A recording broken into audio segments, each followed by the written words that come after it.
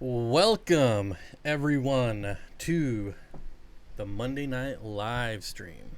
I think we're live, still getting used to this new software.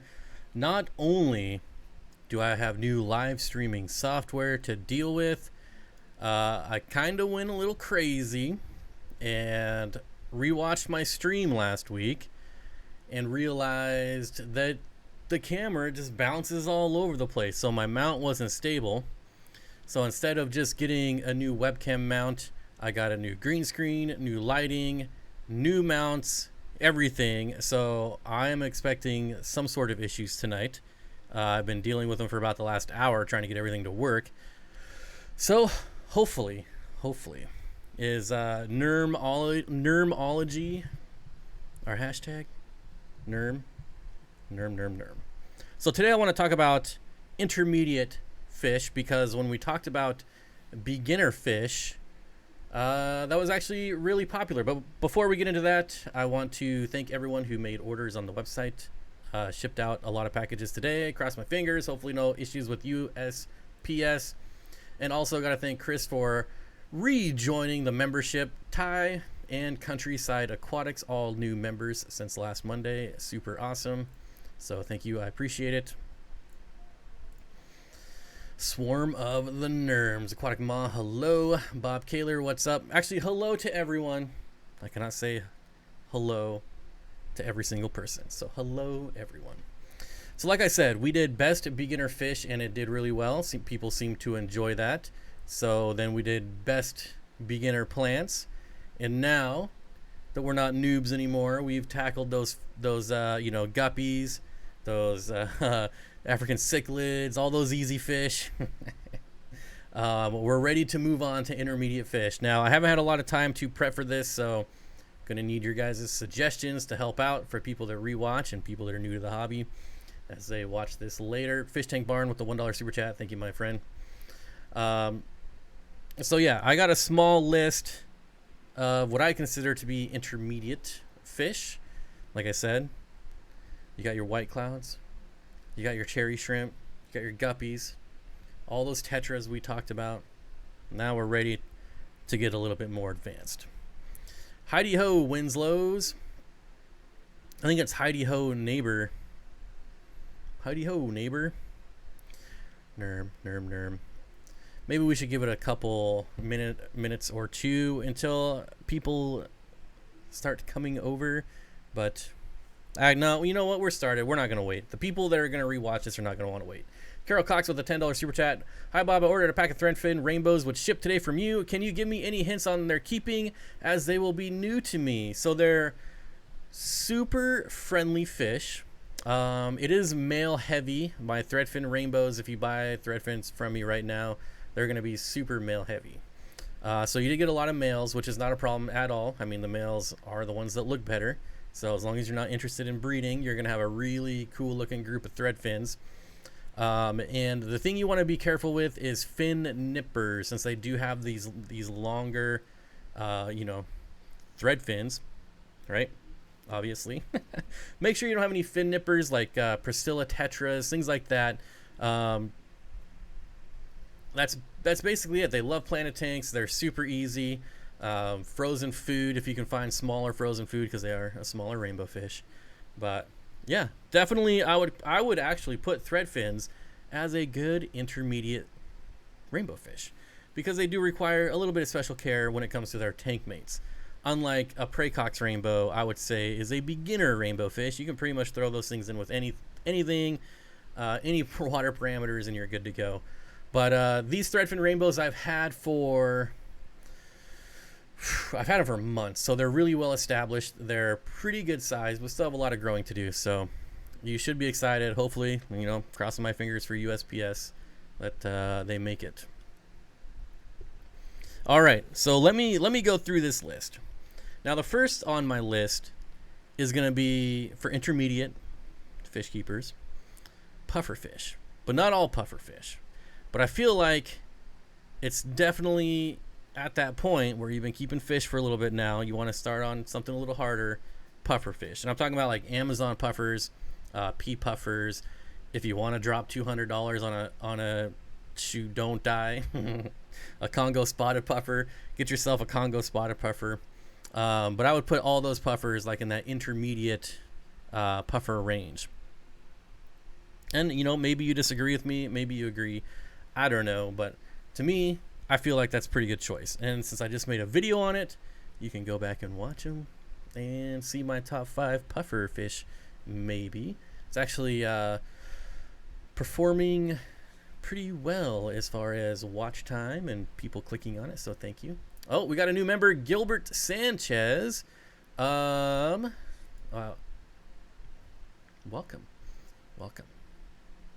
Second member of the live stream. All right. Here we go. What's your top 5 for puffers? In case you guys don't know, that was my video on Sunday.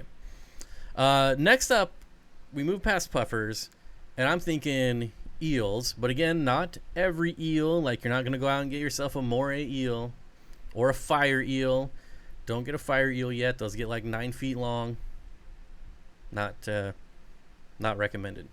I did recently get a fire eel, and I promptly killed it on the 4th day ish. So yeah, I guess I'm not even that good of a fish keeper. No, I just think it had some problems from the start, and then went out of town and couldn't really pay attention to it. So bad time to buy fish. Don't buy fish before you go out of town, I guess, is the moral of that story. But I'm talking about like zigzag eels, tire track eels. These are really cool fish for someone who wants something a little different, something that takes a little bit more care. You know, you really have to make sure you're feeding them bloodworms, blackworms, things like that. So yeah, I think tire track eel and a zigzag eel, I feel like I'm really low. Like, everything's different. I feel like, I don't know, is it just me? Or when I look at it, I feel like I should be higher. I don't know. See, Sergeant Tank. All right. Another one, my next on the list. Most small Macrognathus species would be decent spiny eels for intermediate fish keepers. Macrognathus. Ropefish coming right in there next. I was going to come in there with ropefish and bikers after my eel. So aquatic ma, yes. Ropefish. I would take ropefish over any eel ever. Except, well, maybe not a fire eel. Your camera is sagging. Well, it's all on new mounts. I can't really adjust anything right now. Yeah, something. It definitely looks different to me, and I'll rewatch it after the stream and fix it. But yeah, if you weren't here for the beginning, Corey, I got new camera mount, new lights, new green screen, new everything, and I've been wrestling with it all day, and it's been really fun. Let me tell you. Anyways, so yes, ropefish are amazing. I wish they were more popular. We're 20s Bob. I got my Sergeant swag on too. I got a really cool Sergeant Tank shirt in the mail the other day. I was gonna wear it for the live stream, but then I realized it's green, so that's not gonna work. But anyways, yes, ropefish, and then also bikers, bishears, bicker, but not all of them. Again, not all of them, but the Senegal. I think the Senegal biker we can put in that intermediate range. If you like snake-like fish, tire track eels, ropefish, and Senegal bikers, for sure. And welcome all the new people, all the nerms, the nermatodes, the nermoids, whatever. Makes Bob look shorter. Yeah, chances are it's going to be completely different by next week anyway, so we'll have to suffer through this one. We've had a lot of people talking about loaches so far in the chat, and that is going to bring me to my Hillstream Loaches. Hillstream Loaches are definitely on my list. Floating head bob. I actually had it earlier to where you could only see the hat, and that was it, and it was like a floating hat. But that takes too long, so I can't do it right now. But anyways, Hillstream Loaches. Tank size for ropefish. I guess we were just talking about ropefish. So I wouldn't keep ropefish in anything smaller than a 40. And honestly, like if I had to pick like my dream tank for ropefish, it would be a 75 gallon with some sort of tall plant like jungle val, crypspiralis, just carpeted all over the place with like 15 ropefish. That would look absolutely amazing in my opinion. Cooley Kev says Hillstream Loaches are where it's at. Yes, my next on the list. Hillstream Loaches. Now I don't put this in the. They're an easy fish to care for, but they do require some special requirements. Whereas, I just ruined that whole sentence. Oxygen. They like high oxygen levels. Also, they like faster moving water, although it's not required. But it's one of those things like, if you want to give it its best life, you're going to put some flow in there for it.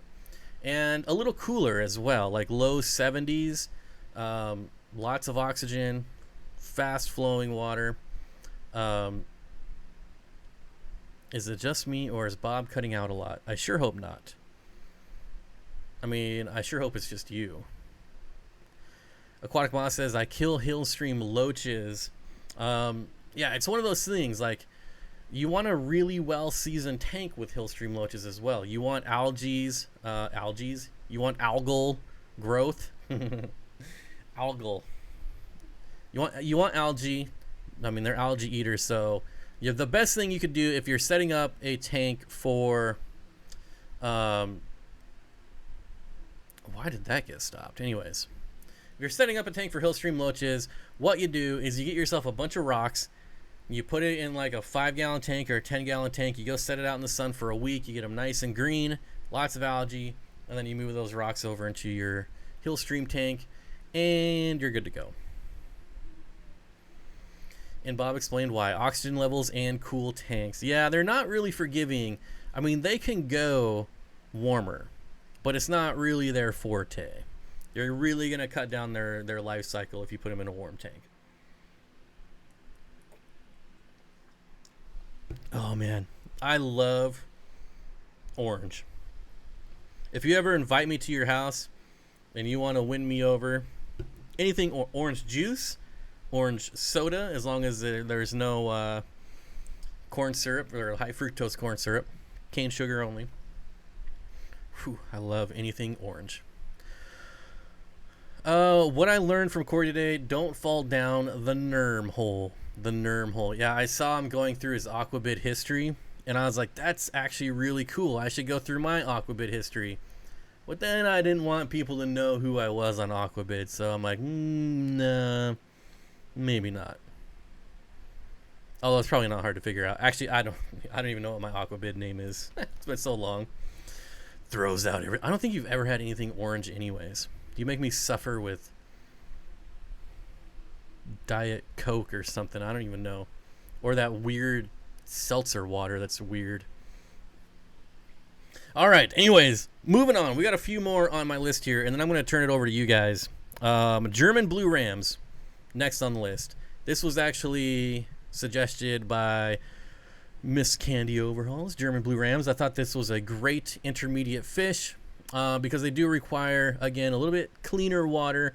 They're not a fish that you can skip out on a couple water changes and be good to go. Not going to work for this fish. And then another one, like, you might want a little warmer temperature for these guys.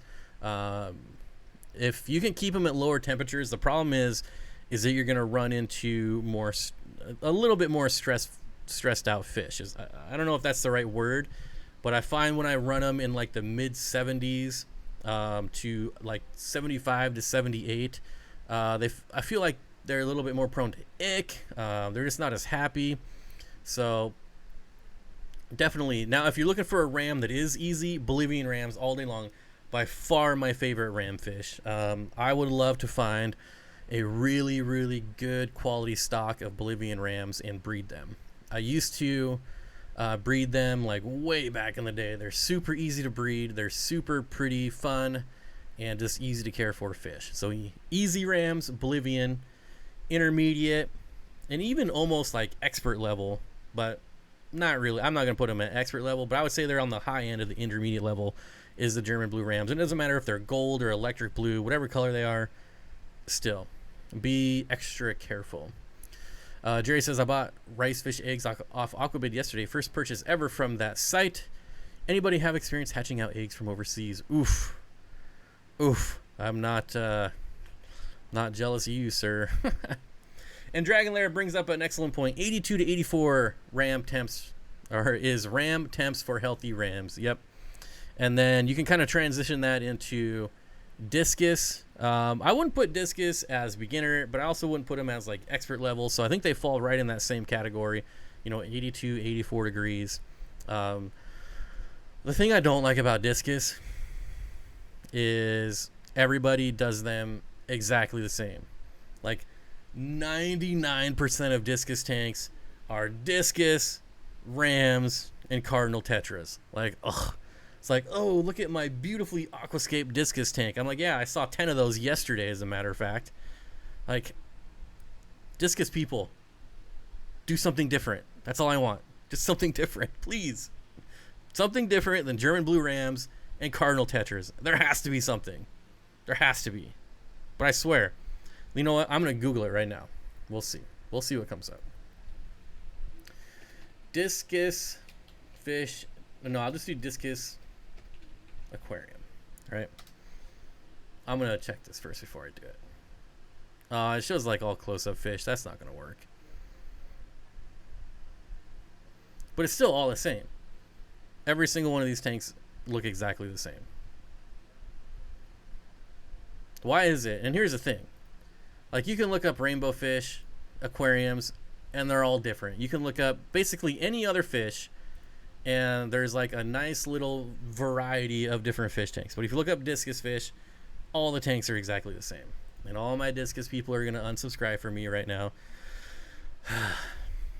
You can like that, I cannot, and we can still be friends. All right? Doesn't replace his live stream tank for a year, then replaces it with the same tank again.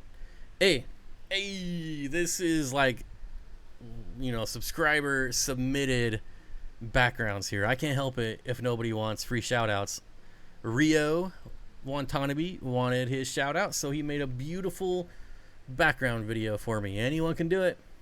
You just got to have this kind of quality, right? I keep looking over here because I have the live stream up on my fourth screen over here. So my Discus tank: 3 clown loaches, 3 angelfish, 5 Discus, 2 vampire plecos, 1 common pleco. Yeah, why aren't there more plecos in Discus tanks? They like warmer weather anyways. Weather, water, whatever, same thing. Anyways, I'm done ranting about Discus tanks and how they all look the same, and they do. Scott's Aquatics says, can we please get the likes up to 150? Thank you, everyone. I would appreciate it. We got over 300 people here. All right. Not too shabby. Nerms, baby. Nerms. I also wanted to touch base. Let's all submit Discus tanks. Ha. Too bad you don't have any, buddy. So last on my list, where I'm actually going to get away from fish and go to shrimp, and that is a crystal shrimp. I feel like in the beginning, you got your cherry shrimp, your orange shrimp, your 100 other color varieties of Neos. Now it's time to step it up a notch and do crystal shrimp. 4K 15-minute loop, right? 4K, no, 1080p or 4K and at least a 5-minute loop. Otherwise, it just glitches too much. So, but obviously we're in the land of 4K, so 4K would be best. I like number 111. Rummy nose are great with Discus. There you go. Orange pie. I don't even know what that is. Oh, is there actually like orange pie? I don't know. We're getting pretty close. I wanted to hit 50,000 by the end of the year, and that's the goal. So I will try all kinds of different pie at 50K. Yeah.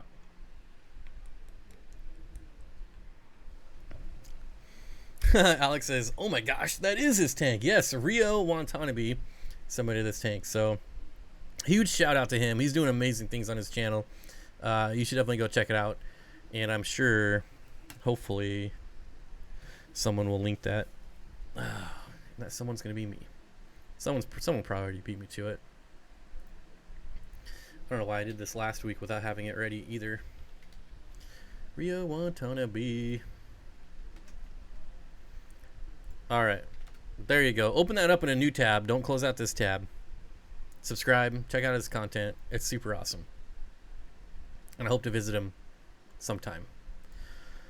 All right. Let's get back to the show. Hey Bob and Steenfott Mod, sorry I'm late. Better late than never, though. That is true. Care members, look for Bob meme potential from the stream. What?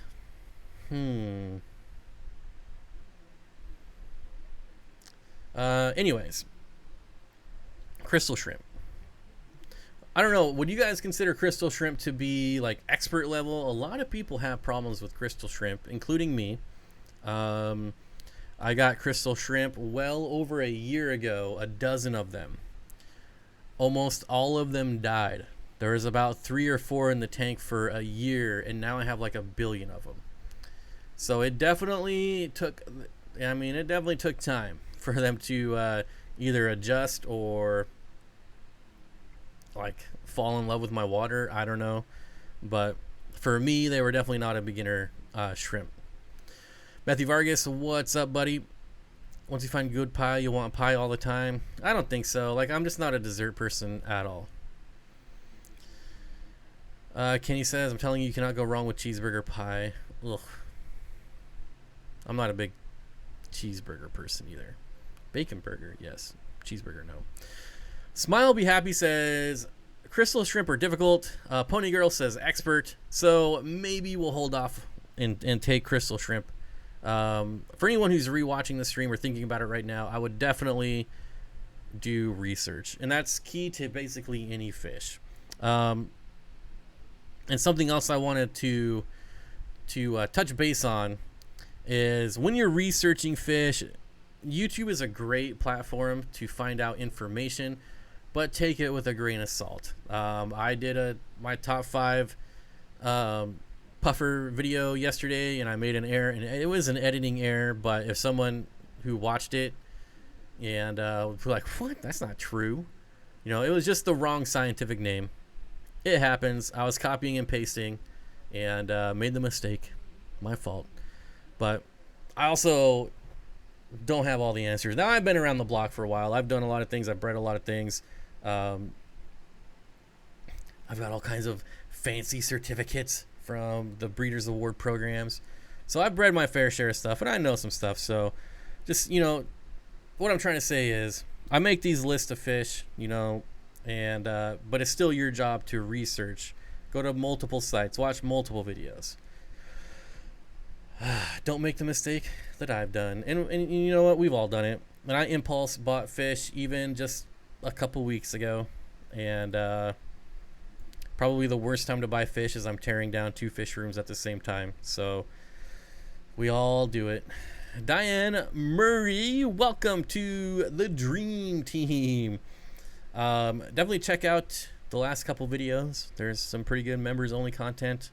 And there's going to be... This week's members only content is going to be about dogs. So if you like dogs, it's going to be pretty awesome. And, speaking of dogs, there may or may not be a new dog coming to my house this week. Maybe. Bob, would it kill you to say the spotted Congo puffer's real name for once? What's his real name? Is spotted Congo puffer not his real name? Is Matthew Vargas not your real name? I actually said it at the beginning of the stream just for you, and then you weren't even here. Have you ever bred ropefish? I don't know anyone who's bred ropefish outside of Oddball Aquatics. You like dags? You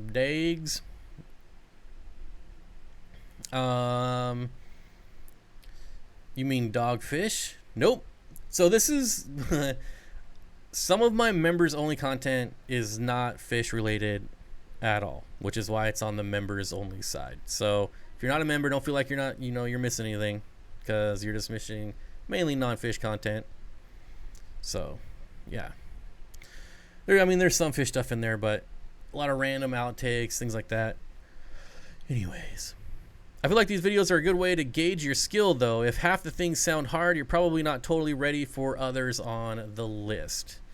Yeah, I mean, I honestly feel tire track eels, Amazon puffers. We didn't even talk about fancy plecos, but you start getting into like the blue phantom, green phantom, paraplecos, L129, probably the easiest of the fancy plecos, Hillstream Loaches, Scarlet Baddest, German Blue Rams, Discus.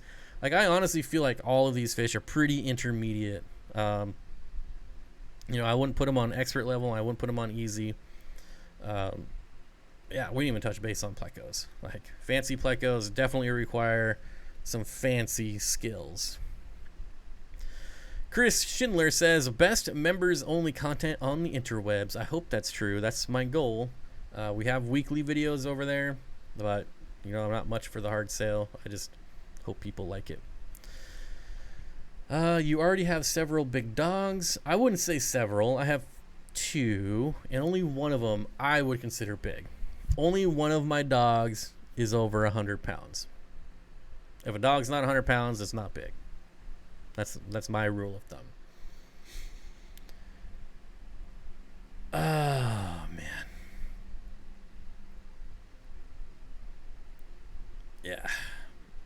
I just read your comment. I was there a couple months ago. It's rough. It's rough. Looking forward to hearing about quarantine meds for Amazon puffers. Dan, if I could ever get a hold of Amazon puffers, I am absolutely going to be making videos on them. By far the hardest puffer for me to get a hold of right now. By far. Finally got in pea puffers. Oh man, I can't even slouch. Like, gotta sit up for 2 hours because the camera's so low. How about how a dog barks? You guys can hear that? I guess my window is wide open. That's pretty smart.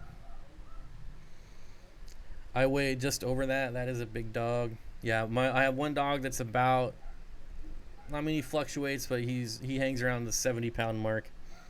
And then another one that's over 100. And the one I may or may not be bringing home is probably right around 102. It's going to be mayhem around here, and I love it. Yes, so I did get pea puffers in. They're going through quarantine right now, and I guess we could talk about the same thing because it's basically the same thing. I quarantine all my pea puffers for a month, just flat out. And then I give them 2 treatments of meds to try to clear out any type of internal parasite, worms, things like that. And yeah, that's pretty much it. And then after a month, if they look good, they're nice and fat, then I put them on my website. Is that normal weight? I'm not familiar with dogs. It's normal weight for real dogs, not these cat dogs, not these 5-pound dogs. Jeez. I've said it before, but you remind me of Tom Segura too much, looks-wise and the way to talk. I still have no idea who that guy is, but you're not the only one that said that. One of these days, I'll have to look up that dude. Is that the dude that does, like, Spanish comedy? Maybe I have looked him up. I don't know. I know it's saltwater, but I would consider clownfish an intermediate fish. Yeah, I mean, we could certainly talk about salt if you want to talk about it, Mike, because you are definitely the saltwater guy, not me. Easy with the real comments. Boo, boo. Alone in the World was a little cat dog. Hey, all dogs are dogs. All dogs are awesome, but we all have our preferences. I love all dogs. And I don't give any special treatment when I go to the shelter. I play with the small dogs just as much as I do with the big dogs. Dog snobs. Yeesh. Now I've heard it all. I've lost plenty of peas due to parasites, being wild caught and all that. However, I've had one big chonk male who has been going strong for almost 2 years. This is exactly why I will always do at least a 1-month quarantine. If you go to my website right now, they're not even on my website. Like, You can't even find pea puffers. Like, that section is just gone. It doesn't even say out of stock. It's just gone. I got 20 pea puffers in. One has died so far, which is honestly pretty dang good. I mean, it was looking pretty rough out of the bag. So I've lost one. I've still got 19. And so far, so good. Looking good. But like I said, I think I've only had them for about 10 days. So still 3 weeks to go. All right. Lost the Discus followers and small dog owners. Yeah. No dog snobs. Only fish snobs, please. Only fish snobs. Would you say that all saltwater fish start at intermediate level compared to freshwater? I don't think so. See, I don't consider a saltwater tank to be any easier or more difficult than like a planted tank. So, and I would honestly say that like a really like an aquascape tank like the one behind me here is probably harder than most saltwater tanks. To get what Rio has done behind me, that's no small feat. Like, I could start a saltwater tank and have it up and running, month and a half, 2 months, no problem. But to get a tank that looks like this that's behind me, that's going to take some time and some skill. I certainly don't have the skill set for that. I'm not that imaginative. Yeah, I couldn't. Kevin says, love your chat, bud. Sweet. If you could only keep one tank, what would it be? Are you talking about like what my favorite size tank is, or like what if I could only keep one tank, what fish would I keep in it? I don't know why this made me smile, but it did. Bunny Viper sends love and happiness all around. So happy to catch you live. Thank you in advance for your coolness. Yeah, coolness. Yeah, Streetwise brings up a good point. When you start getting into salt, I think it's coral. When you start getting into coral, then you're in that intermediate level. And there's easy coral, like the green one. I'm not a saltwater guy. The one that's pulsing xenia is easy. So there's definitely easy coral, but I would still put that as intermediate. Like, you could start a Fowler tank, which is fish only with live rock, and it's basically no different than setting up just a normal freshwater tank with fake plants, things like that. Damselfish would survive the apocalypse along with duckweed. I do want to do a coral tank, and it's going to happen eventually. It's just really low on the list of things to get done. Like, man, building multiple fish rooms right now. Multiple fish rooms. The green one, yeah, greens. I can never remember green star polyps, but luckily you awesome people always know what I'm talking about. If I can only keep one fish, what would it be? Probably my Mabu puffer fish. If I can only keep one fish, I would want to keep something that's interactive. Like if I still had patches, the goldfish, that would be one I would consider. But it would definitely be something interactive, big. If I can only keep one. This is the one instance where I would go big. Otherwise, I'm definitely like a community fish type of person. BJ Palmer says, maybe I won't be interrupted on this live stream. Hi, Bob, and all of the Steam Dream Team. I have no idea what that's in reference to. I think I am the only one that can be interrupted on this stream. At least that's the only thing that makes sense to me. How can I travel with fish on an airplane? Any tips concerning TSA? I love your show. Keep it up. Edwards, thank you. I'm glad you enjoy the show. There's multiple. So I've never done this, but there are people that have been doing it for a long time that say silence is the best way. Don't declare. Don't tell anyone. And then there's people that say absolutely declare and tell them.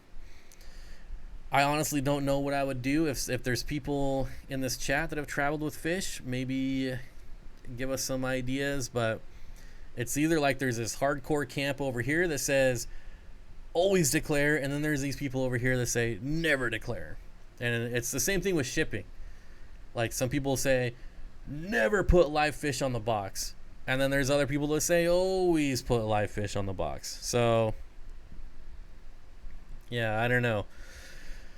I don't, if it was just like one fish, I'd probably not say anything. But if there's like a whole suitcase of fish, I would probably say something. Breeding some fish takes some skill or just more work, like the difficult fish. Well, I think there's fish that are easy to breed. I think there's fish that are somewhat hard to breed, and there's definitely fish that are really hard to breed.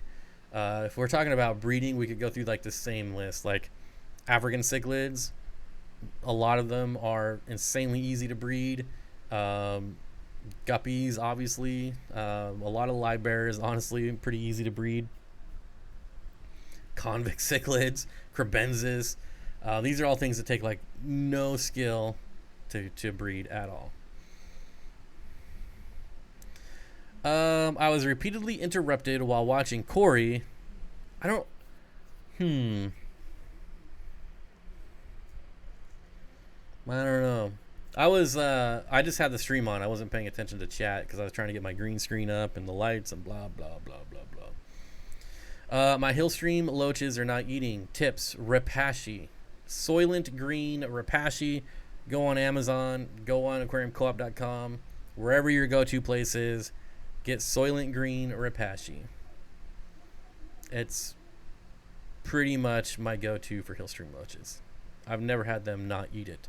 Now, the thing you got to figure out though is why they're not eating. Are the parameters off? There's something that's stressing them out to make them not eat. So I would address that as well. Definitely. Just ordered 4 more clouded archers. Right on. Do you still have any of those sweet monitors left, or did you sell them all? That was a 2-part comment because there is a character limit. Should goldfish technically be considered intermediate to be done right? I don't think so. I think that goes along with doing your research before buying your animals. Because honestly, you could say just about any fish is intermediate. If you start having a, you start learning about, the cycles and pH and hardness and blah, blah, blah, technically it would all be intermediate. But to a beginner person, let's be honest, outside of the cycle, none of that's really that important when you're working with beginner fish. Fish Tank Barn with a $5 super chat. Thank you, buddy. I have taken fish on a plane 3 times. I've always told them TSA rules say you can take them on the plane as long as they are living. See, that's weird to me because there's like, don't they have like limits on the amount of liquid you could have? And I realize it's water, but I don't know. I guess if it's living, then there's nothing nefarious in the water. Like it's not gasoline. I don't know. So there you go. Always told him TSA rules says you can take them on a plane as long as they are living. My Hillstream Loaches are insane for extreme sinking wafers. I have yet to try all of the extreme products, and I would love to because one of their foods that I love is the nano pellets, and I'm almost out of them, and I'm going to be really sad when I run out. BJ says, I'm trying to give you my undivided attention is what I'm trying to say. I learned so much and hate to miss anything you or earlier have to say. That makes sense. That makes sense. Okay. I get it now. Fish cannot live in explosive compounds. Well, I don't know. I just feel like, hey, TSA, my fish is just asleep right now. I don't know. It's stupid. Bob, my yellow flash apisto male is getting fin rot. Should I pull him out and treat him or treat the tank? I would not treat the tank for fin rot. I would pull him out and put him in his own tank. And my go-to treatment for fin rot would honestly just be very clean water and maybe some salt. Maybe. 4-ounce limit on liquid on the line. My son flies. Not sure about living fish. Fish Tank Barn says I did it carry on every single time. Well, there you go. I feel like it's a gamble. Well, like if there's any profession that's not consistent, even though I should be, I feel like it's TSA. Like, sometimes, okay, so here's why. So, I think our first trip to the aquatic experience, slouching again. You guys got to remind me. I gotta sit up. I even have my chair like all the way up. I can lower it, but I can't raise it. So the first trip, maybe it was the second trip. Not that it matters. I went through TSA with a knife in my backpack. So I used the same backpack that I go hiking with, and I forgot about a knife that was in there. Made it there, no problem. Didn't make it back. And it's like, how would they not catch that? Like the first time I went through. So I feel like, are they really paying attention? Does this guy care? Does this guy care? Does this guy not care? I don't know. Moral of the story is I lost one of my favorite knives. Knives. Because they wouldn't let me take it. But that's alright. The small pellets from New Life Spectrum and Flugel Bug Bites, basically a powder, are the only ones I'm comfortable feeding rainbows pellet-wise. I'm telling you, dude, you gotta try the Extreme. And I know that I'm on like the Extreme train with everyone else right now, but this stuff is amazing. I've done New Life Spectrum, and I've done the Bug Bites. Extreme is way better. Way better. Try it. If I had some, I would send it to you, but I'm almost out myself, so I'm not sending you a single pinch. Is that carry-on international or domestic? I don't know. International probably different for sure. My male African has babies. How do I find the female Mbunas? What do you mean? My male African has babies. Are you trying to like separate the fry from male and female? I'm confused. If any guy says I'll definitely try it, then so here's why I love it for rainbows. I don't like bug bites for rainbows because it's too inconsistent. Sometimes I buy it and it's soft, and sometimes I buy it and it's hard as a rock, and I cannot stand that. Here, I have one right here. Where am I at? I don't like not being able to see myself. I gotta move this over. Okay. All right, so this one right here, brand new, still has the strip attached. We're going to see. Yeah, so I understand that this is not like, what is this? This is the bottom feeder, but it's really hard, and so like if I try to crumple it up, it crumples, but not that great. Or I've never had this issue with Extreme. It's just really soft, it crumples really easy, and I have like no worries about it getting stuck in rainbow fish's mouth. So if you never had rainbow fish or you don't know, they have large mouths. Well, not really, but their throats are really narrow, so they can choke actually pretty easily. And so that's why I love Extreme, because it's really soft and I can crumple it up really easily. And like when I feed this stuff and it's harder, I'm like, it's always in the back of my mind. There's nothing worse than trying to get something that's stuck in a rainbow fish's throat out of its throat, because they're overly spastic. It's hard to catch them. Ugh. Soak the food first? Yeah, but if I can get a food that I don't have to do that with, then that's the way I'm going to go.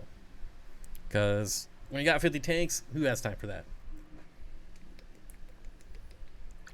But yes, that is an excellent idea. If it is hard, you can soak it. But soak it in tank water. Don't soak it in tap water. Right? Chlorine, chloramine, fluoride. Can you keep different size angels in the same tank if there are dithers around?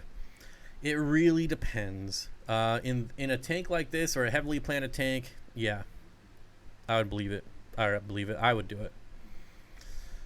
From TSA website, live fish carry-on bags. Yes, check bags. No live fish in water and in a clear, transparent container are allowed after inspection by the TSA. So that's basically saying don't smuggle fish in. Like, don't head down to the runway. Soak the food. Ain't nobody got time for that. That means everybody has time for that. because that's a double negative, which makes it a positive. I have 2 different pairs of GBRs in the same 90-gallon tank, which have laid eggs a few weeks apart. Should I remove one of the pairs to avoid territorial aggression, or will they be fine? So this is going to be up to you. If you have, so the way I would look at it, I would feel like if I have 2 different pairs in a 90-gallon and they're breeding, they're spawning, then I feel like they already got their territories like laid out. Like they already got their law of the land. Like this is their area, this is my area. You just stay over there, we'll stay over here, and we're all good. Now, are you going to lose some fry? I mean, that's just going to happen regardless. But if you want like the highest success rate out of that spawn, then you probably want to actually get rid of both of them. I mean, I don't know what else you have in the tank, but there's definitely going to be other fish preying on them. Equipment quality is said to be an issue for TSA. I don't know. I feel like sometimes you get the Rambo TSA dudes, and other times you get the dudes that are just like, whatever, just go through, just go. Which is probably true for just about every job, right? Anyways, not to harp on TSA too much. I'm sure they don't get the best resources. I hit the like button on the way in. Did you? Do not forget to hit the like button. All right. Can't triple stamp a double stamp. That is true. That is true. All right. We need some suggestions. I need one suggestion from every 337 persons, let her hear. Intermediate fish. Give me one. I need at least 15 suggestions. We can knock out 15, right? Okay. Who is going to be first? Soak the food. Bug bites I tried were as hard as grape nuts. Yes. I'm glad I'm not the only one. I'm glad. Chevy Fish linking my car channel. I want to actually talk about my car channel for just a second. Don't worry, don't leave. But right before I started live streaming, I got some really good news. I actually found someone who wants to work on my car. Pretty excited about that. Smaller silver dollar species, Batis, German ram, auto sinkless. Ooh, I like auto sinkless. African butterfly fish, Corys. Corridors I feel like are pretty easy, but I would say they're right at that line. Right at that line. I don't think cichlids are beginner fish. Really? You don't think there's one species of cichlids that are beginner fish? Not even one? Not even Epistogramma cockatoides that your grandma can breed? Not even one? Mandarin gobies. Whoa, I don't know that I would go straight to Mandarin gobies, but gobies definitely. Mandarin gobies, aren't those crazy saltwater ones that are like impossible to feed? I could be wrong. But, whew. Mandarin go. Wild bettas. All right, Panagara. Kevin Burkett with the $3 super chat says, what meds would you use with green puffer with velvet? This is one of my least favorite things to do. Hold on, let me look up the Mandarin goby. I think that's the crazy one. Oh yeah, I would say Viper. That this is definitely in like the expert category. This is the one. I think, but maybe I'm wrong. Yeah, you just need copepods. That's it. The fact that that's like the caveat of keeping this fish, that moves it into like the next level of expert. Because all these intermediate fish that people are chiming off right now, which I love, none of them require extra care, extra animals to care for, I should say. Ropefish, yep. Dwarf snakeheads. Rasboras, Gouramis. Definitely wild bettas, I feel. There's some wild bettas that are intermediate, and definitely some that probably require a little bit more skill. Apistos, rainbows, puffers, rare plecos. Whew, imagine that. All I had to do was ask a question, and we got people contributing. Breeding specialty plecos is expert. I think it depends on what you consider specialty. Neolamprologus brichardi. I think like anything out of Lake Tanganyika, we can put in that intermediate category. Not all beginners are ready for aggression that comes from African cichlids, but you didn't say African cichlids. You said all cichlids. All cichlids. Just saying. Not only do you need copepods, but you also have to raise the live algae for them. Yeah. See, all that stuff right there just puts it right out of the intermediate category for me. Some goodeids. Ooh, I got really good news on the goodeiid front. Really good news. I wish Bob Vance was here. Maybe he's lurking. But whew, I'd have to say, like, well over a year ago, I got trout goodeids from Bob Vance of Vance Refrigeration. And they have finally spawned for me. Finally. And I don't know if what I did triggered them to spawn, but I only did one thing different. So I've had this group of trout goodeids in a 29 gallon for this whole time. And I had to hang on back. On the back, all I did was move it to the side and created a bunch more flow, and now I have fry. So maybe it's coincidental. Maybe that's what triggered it. I don't know. But either way, it worked. They're breeding, and I have fry. I'm so happy.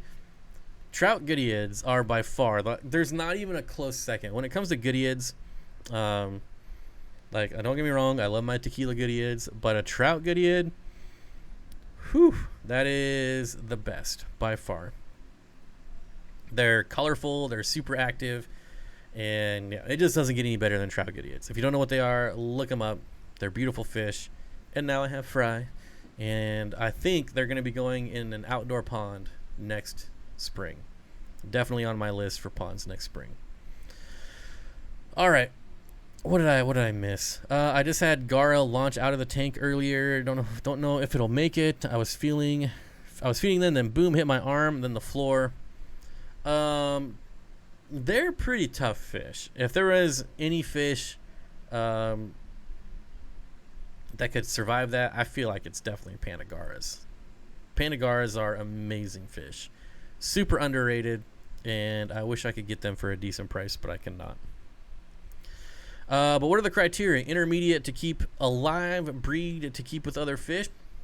It's all pretty subjective.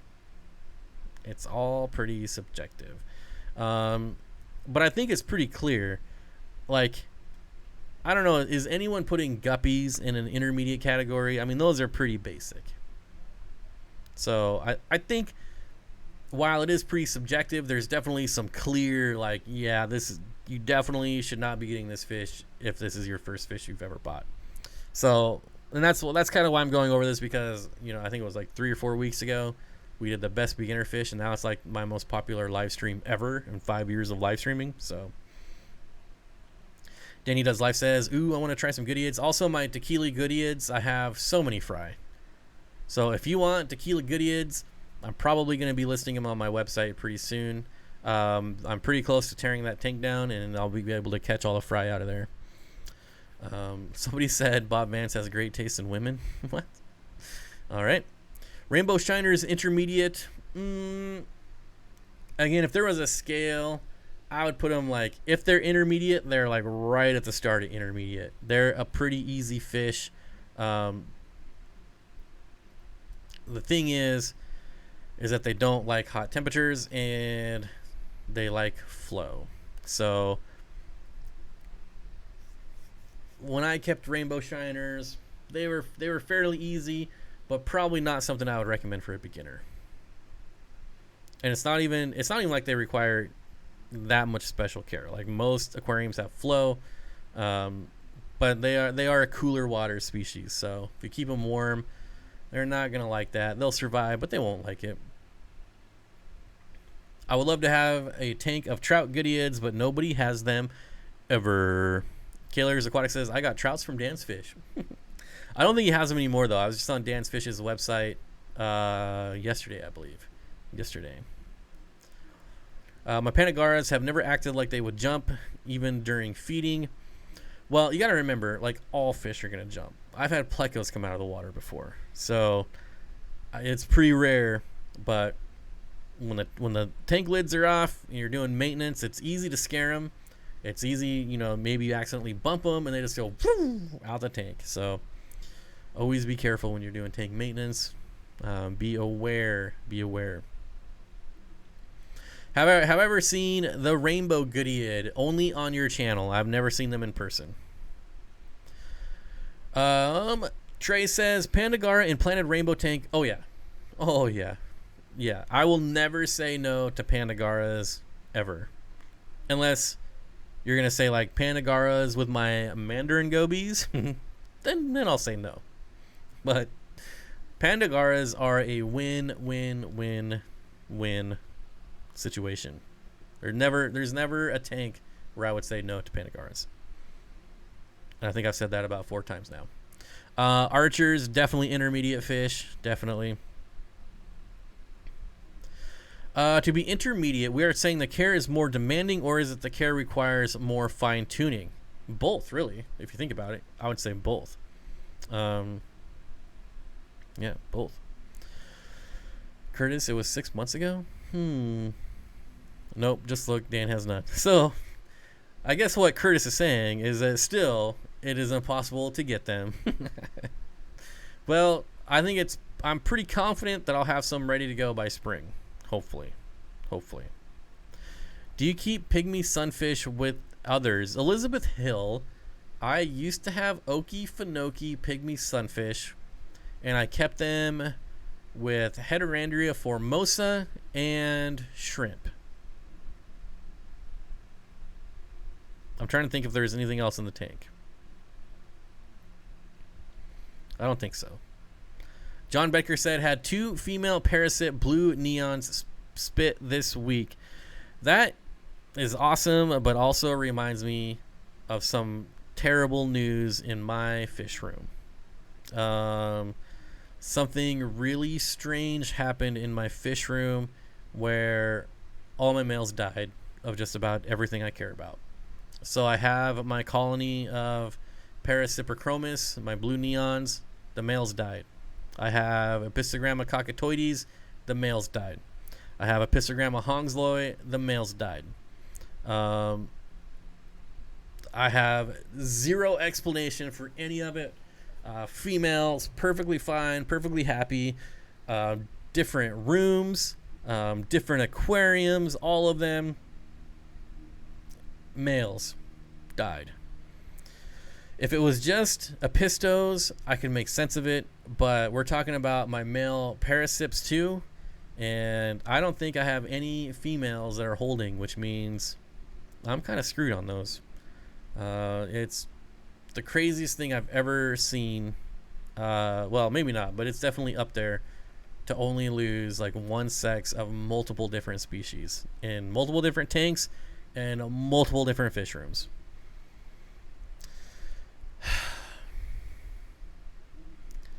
That's a cool hat. I agree.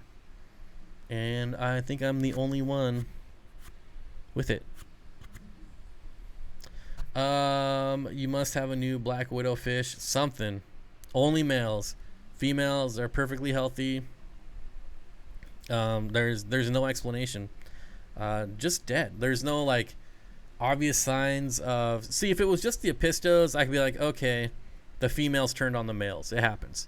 So I've had this happen multiple times where either the male will turn on females or the female will turn on males. Usually the males are aggressive towards female before they spawn, then they spawn and something clicks and the females go hyper aggressive on the males and kill them. So if it was something like that, at least that would make sense. But like I said, the Parasips too, probably the most peaceful fish in the world. It's definitely not an issue with aggression. I don't know what it is. I don't know. Bob Kaler says, Curtis, you could ask Dan to order them again. Maybe he can get them. Yeah, it's pretty rough. I don't know where I'm gonna find some male parasips now, but I'm hoping that at least one of the females is holding. You know, that's all I can hope for, because that fish took me years to get in. I may consider talking my wife into a solo Oscar tank, but that may take some time. See, the trick is to just do it and then ask for forgiveness. That's it. That's the trick. Don't ask for permission, ask for forgiveness.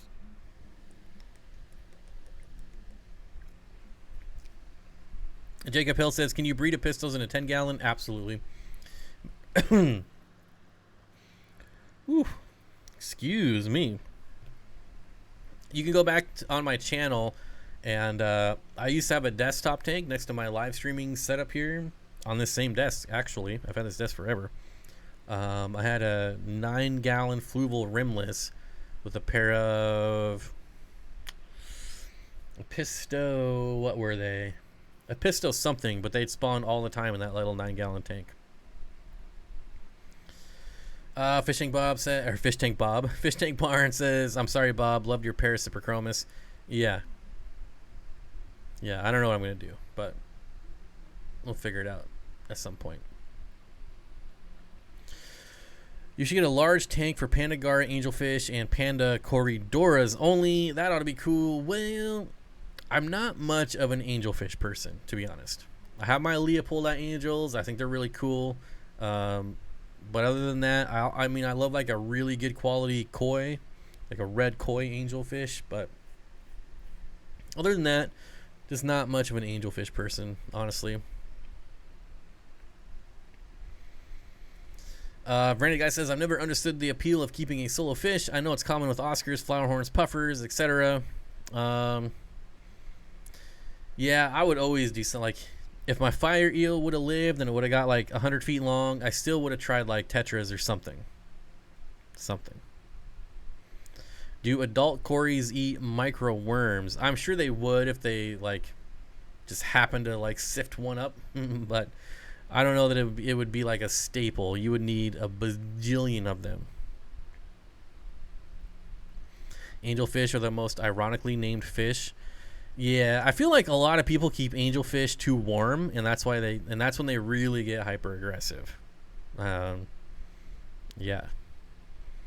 Have you had angelfish sleep at a 45-degree angle? What's up with that? Not mine, but I don't know. They're kind of weird fish, so I just don't have a lot of experience with angelfish.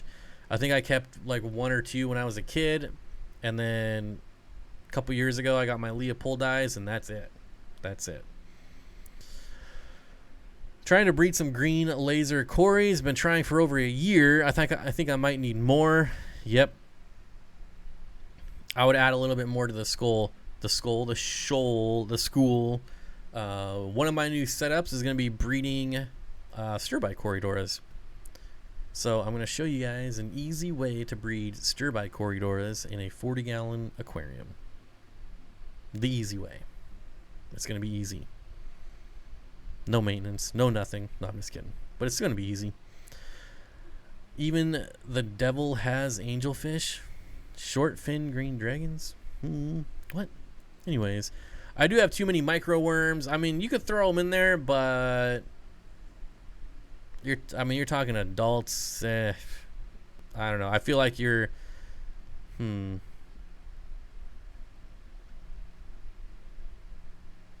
I don't know. Seems like a lot of work. I mean, I guess if you have a ton of extra, throw them in there and see what happens. It's not going to hurt anything. You might, it might even trigger them to start spawning. Who knows? I've seen weirder things happen with this hobby.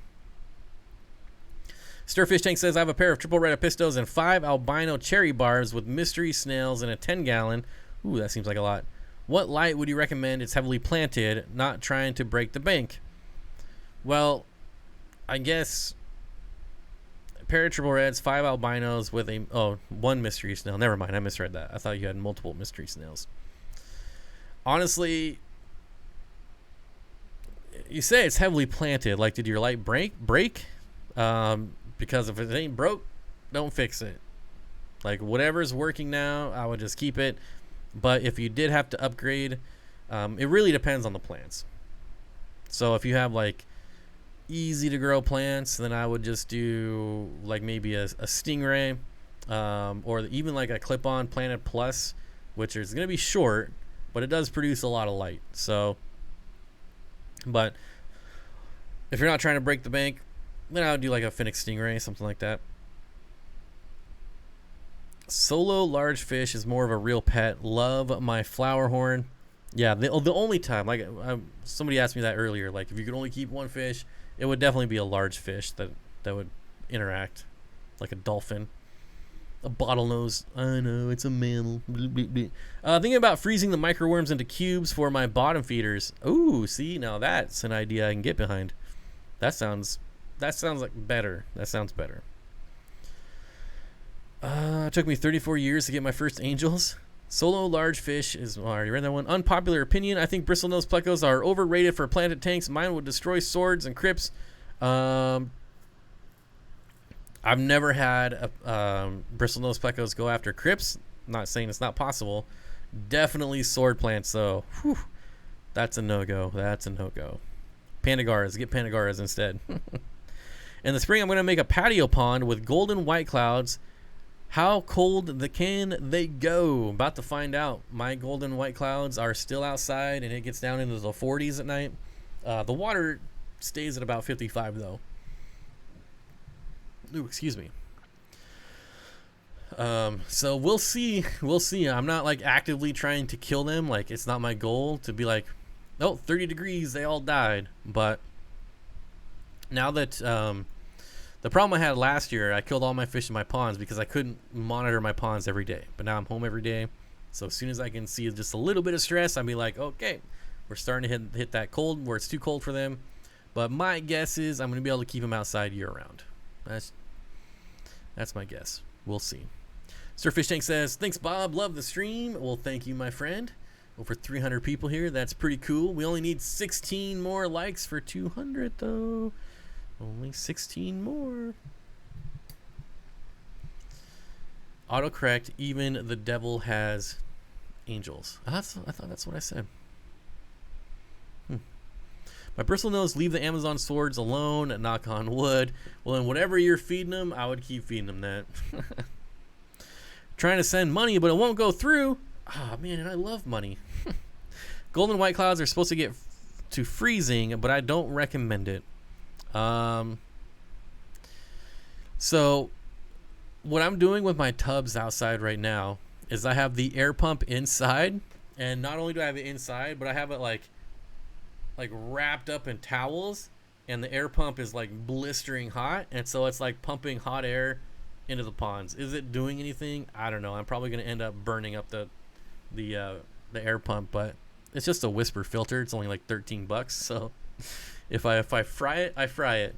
But it's like really hot, and it is blowing hot air into the pond. So we'll see. I don't know. Like I said, I don't know if it actually does anything, but in my mind, it does something, and that's all that matters. No, I'm just kidding. So far, it hasn't gone below 60. And I have one tub that gets sun. That one has my rainbow fish in it that are still out there. It hasn't got below 60.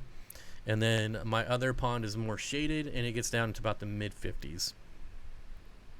This weekend, it's supposed to get down into the 40s for the first time.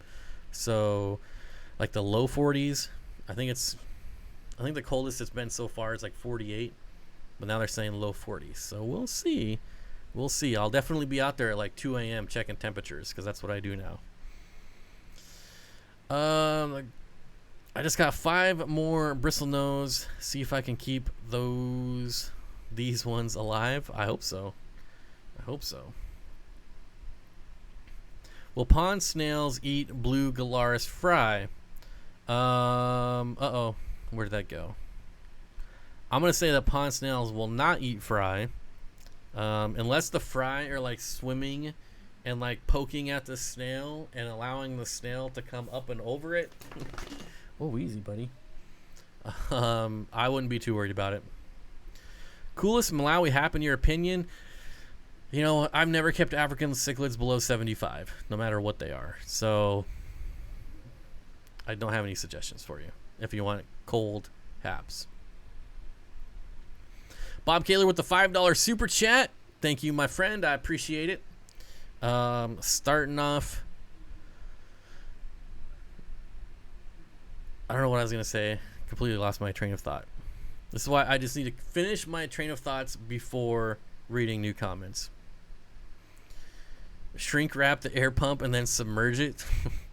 That's one of my favorite things is when people ask, like, is the air pump waterproof? Can I put it in my tank? Like, I'm sorry if you've ever asked that question before, but to me, like, people say there are no dumb questions, and then somebody asks, can I keep my air pump underway in the tank? And I just think, where do you think it's going to get the air from if it's underwater? I don't know. There are no dumb questions, but there might be a few. I don't know. Happy Aquatics says, Bob, years ago I had a blue whale. I lost it and trying to get another. Are they still in the hobby? Yeah, but they're really hard to get. At least for me, like I've never seen them on the list. Maybe once. They're there though. They're there. They're just, it takes like those specialty importers, the snobs of the hobby, as I call them, that think they're better than everyone else.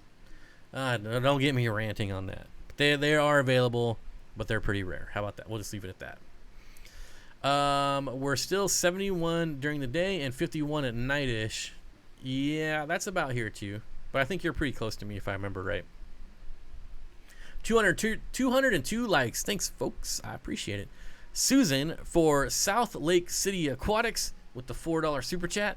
Thank you, Susan. I appreciate it. The coffee mug. I've never had coffee in my life.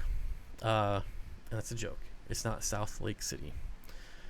Curtis St. Martin with the $1 super chat. Thank you. I mean, can I keep the heater outside of the tank? Yeah. You'll be surprised. Like, go search the internet and you'll see people who put the heater on the outside of the tank. Now, to be fair, to someone who knows nothing about fish tanks and says this thing plugs into electricity, I'm not going to put it in the water, mount it on the outside of the tank, I'll give them a pass for that. I realize it sounds ridiculous, but I'll give you a pass. Air pump in the water, you don't get a pass for that one. You don't. You just don't. Daniel says I better pull my pump out. Yep.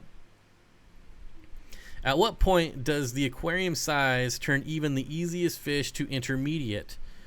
Well, see, now you're going the wrong way. Now you're talking about keeping, so you're saying 9,000 gallons. I'm thinking like 2 gallons. The bigger the tank, the easier it's gonna be to keep fish.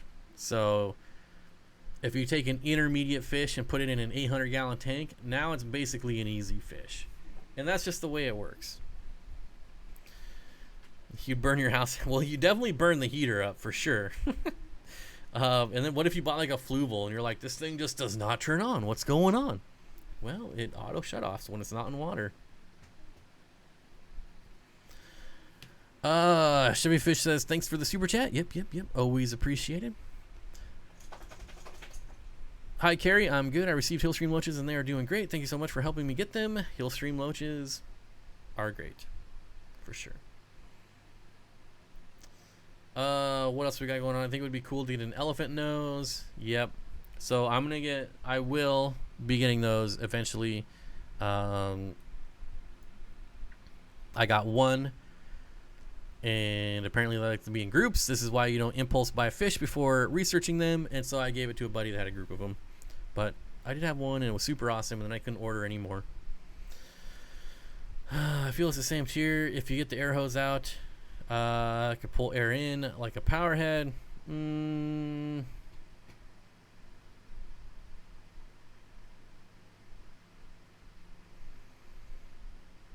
I get what you're saying, but I can't give a pass for that. But I do get what you're saying. Like, you put the air pump in, the hose comes out, pulls the air in, and then it lets it out in the tank.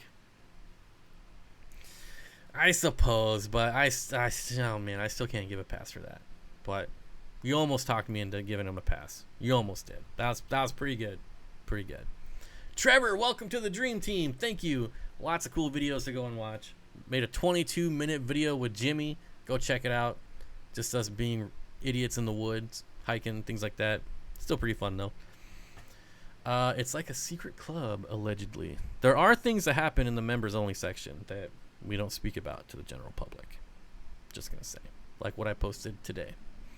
Yep, Archer Impulse Buy would wound up being my favorite fish ever. Just spent too much money to make the impulse happy. Yep. Ah, man, impulse buys. Gave the co-op USB pump to someone and they said it had algae on it. It was still working. What? I'm telling you, those USB air pumps are freaking amazing. Amazing. I absolutely love those things. And I wish I had like 100 more, honestly. The instructions on both will tell you you're an idiot. Just read the directions. Well, see, you and I don't read directions, and I would not put an air pump in water. I don't know. There's just something about me that my brain says that's not going to make sense. It's not going to be able to produce air in water. But, I don't know. You almost talked, like I said, I was almost talking to giving him a pass. Carrie says, I took in a Green Terror and an Akara, treating with Med Trio. Both came from same tank and face on one. Wait. Came from the same tank and face on one and body on other. Seemed bloated. Anything else you would do? Nope. Nope. So, oh man, this reminds me of the super chat that I completely ignored on what puffers would you use with a green puffer with velvet. So, outside of the triple med trio, I pretty much wouldn't recommend anything. I hate recommending meds because I did it once and then I got yelled at for killing someone's fish. So it's actually happened a couple times. So like when you start getting into fish diseases and what I would do, that's pretty much what I do. When I see something, it gets all three of them no matter what. So the main thing for me though is just clean water, clean water, clean water. Yes, my USB air pump quit working, and I set it aside for a couple months, plugged it in, and it worked. I'll be honest. I dropped one of mine in my ponds outside, and it never worked again. I mean, duh. But, yep, I dropped it in water while it was plugged in, and it did not last very long. Curtis St. Martin with the $1 super chat. Thank you, my friend. I appreciate it. Ginger Graves and the Zen Ginger. I wonder if the other Ginger is here too. We've got a stream full of gingers. You know, I think a group of gingers is called gingivitis. I think, but I could be wrong. I believe it turns into a fish taser. Fish taser.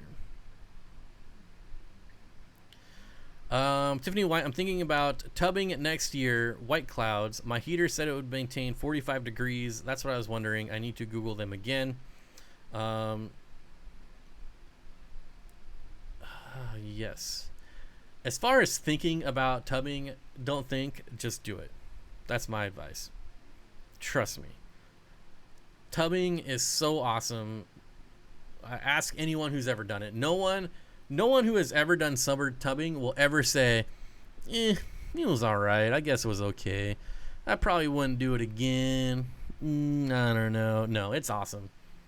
It's so awesome. I don't know why it's better than aquariums. It really is. And I don't know if it just being outside makes it seem like a more natural ecosystem. I don't know, but there's just something about it being outside. The fish look way better. They're just do it. Just do it.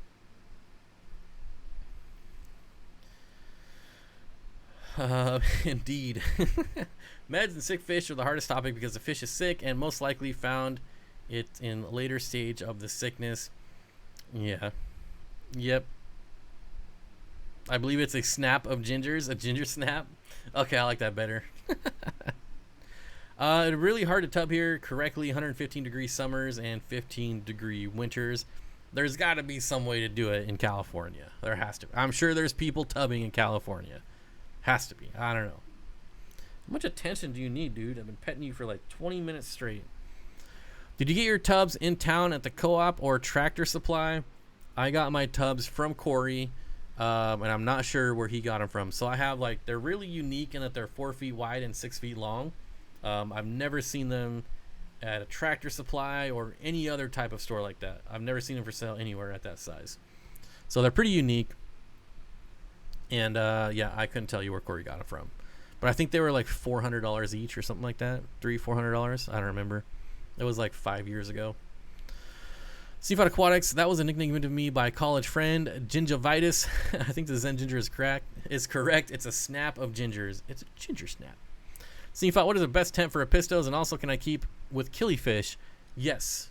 I usually keep my pistos at around 75 degrees. Can't wait to try tubbing this next year. This is a good time of year to buy the stuff if you live in a cold area. Lots of sales to move products since the season is over. A really good place to get tubs is from like used on OfferUp is a pretty good spot. Basically used anywhere, like ranchers, people that keep horses. They all have those tubs laying around.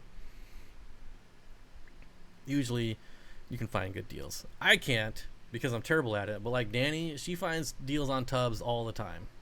I don't know how. But she tries to tell me, and I don't listen. So I'll probably never know how because I never listen. Henry says, what's up, Bob? Sorry I'm late for the stream. Had to write a memo for law school. Ugh. Memos. I thought about going to law school once. Just once. Only because every time I got a speeding ticket, I had to pay my lawyer $250 to get me out of it. And literally did nothing except show up to court. Didn't have to argue anything. Didn't have to do anything. It was just show up, get dismissed. And I was like, man, if you could do that like 10 times a day and charge $250 each time, whew. Then I was like looking into law school, and I was like, nah, that's too much school for me.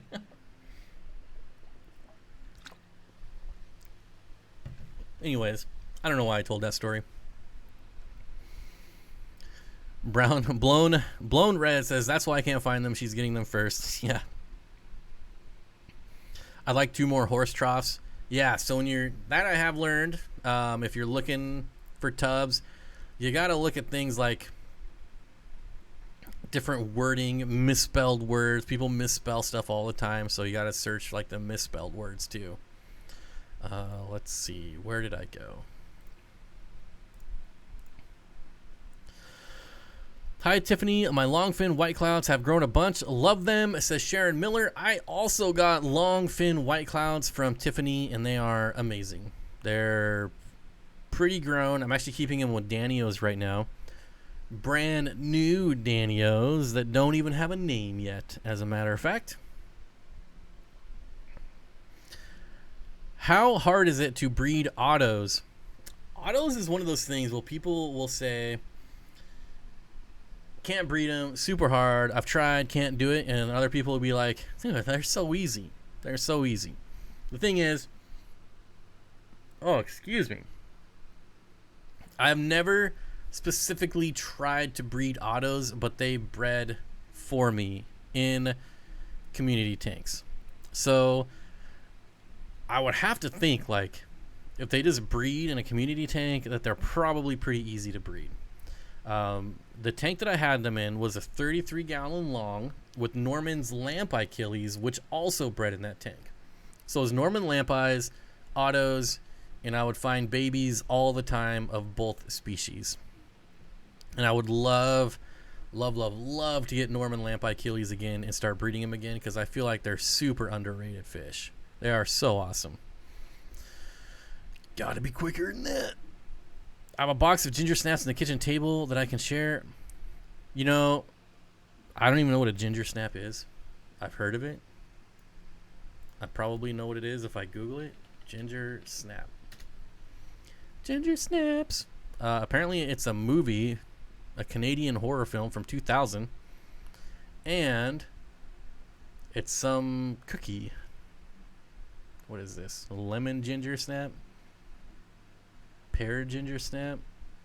Well, I'll just go to images, see what it is. Alright, apparently it's a cookie. Yep. I can confidently say I've never had ginger snaps before. Alright, back to the stream. Peter Palmer had a great time summer tubbing for the first time. Yes, Tiffany White says, I had a great time summer tubbing for the first time this year. I plan to do things differently next year. Larger volumes of water, not doing the 35-gallon tubs again. Yeah. If there's one thing I would recommend is don't go any smaller than the 100-gallon Rubbermaid totes. Nothing smaller. You're going to have such an easier time. Such an easier time. Would you consider sparkling gourami an intermediate fish? That's a good question. I probably would, to be honest. That's probably not a fish I would recommend to a newbie. Yep. I have a pet bass, and it ate my eel. Sounds about right. That's pretty much what bass do. Ratio of males to females for Apistogramma cockatoides. So, Connor, kind of my go-to for apistos, usually when you buy them, at least when I buy them, like I don't get a pick, male or females. Probably from a pet store you probably could, but since I buy wholesale, I don't get a pick. So if my plan is to breed, I usually buy, and honestly, even if I could pick like males and females, I would always buy 3 males, 3 females, and I would put them in the same tank and wait for them to pair up, and then I would remove them immediately into their own tank to breed them. That's how I would do it. Denny says, agreed, 100-gallon up is virtually maintenance free. Yep. Unless you're getting into like the extreme, like 120 degrees for a month a month straight. You have to do water changes every day to keep the temp down. Otherwise, it's just like aquariums. The larger body of water, the easier it's going to be. Do a tour of the Twin Cities Guppies facilities for the channel, and I guarantee Minneapolis fish keepers will bring you pie as a reward. Well, that does not sound like something I want to do then. I've never eaten pie in my life, so like if you would have said bring me steak as a reward, then we could probably talk. But pie, don't care. I would love to go see Kang Lee and check out his facility. I think it would be super fun. There's a lot of other people in Minneapolis as well that would be fun to visit. That would be a really cool road trip. Something I'm working on my other channel, my car channel, will be making... I want to buy a van and then turn that into like my travel across the world van and just drive everywhere and visit everyone and see fish rooms and aquariums and all kinds of stuff. So that'll be, the build process will be on my car channel. Probably not till next year though, to be honest. Does Jimmy still have the tank that's in the background? So this is actually not Jimmy's tank, and no, he does not have it anymore. He had to tear it down when he moved back. Indoor fishing inside. I don't know. Every time I see that name, I say I love it. I don't know why I do. I just do. Says, this is my first year tubbing. There is plenty of long fin white clouds outside. I'm in plant zone 9 out of 10. My golden white clouds have not spawned for me at all. I thought maybe they were spawning and the African cichlids that were in that tub were eating them. But nope. The African cichlids are back inside and still no spawning. My newts that were out in the pond are now back inside as well. And the only thing out there for a while now is the gold white cloud minnows and nothing. And I feed them a ton of food. And I don't know if it just got too cold, not in season. I don't know, but... live in a van down by the river. Can you help me with my calculus work? That sounds like the last thing I want to do. I love math, but I don't love math that much. So you're on your own, buddy. Priscilla MK art. What happened to the art? Didn't it used to say art? With the $2 super chat. Thank you.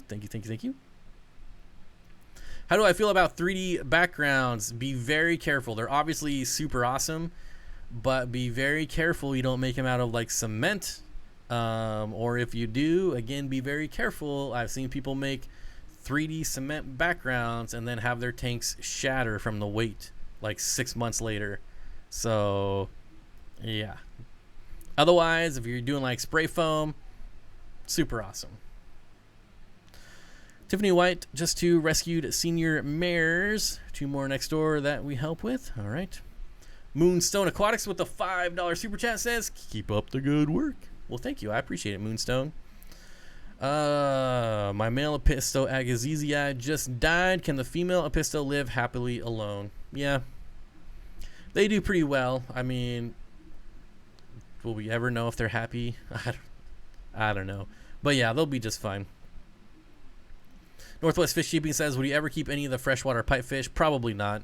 If I was down to maybe like 6 tanks and had the time, maybe, but no.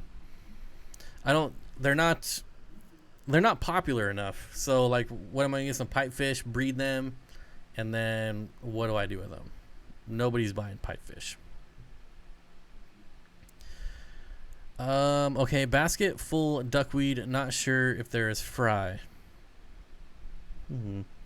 Pablo says, hi, love your streams. I always listen while I work on my degree research. Keep it up.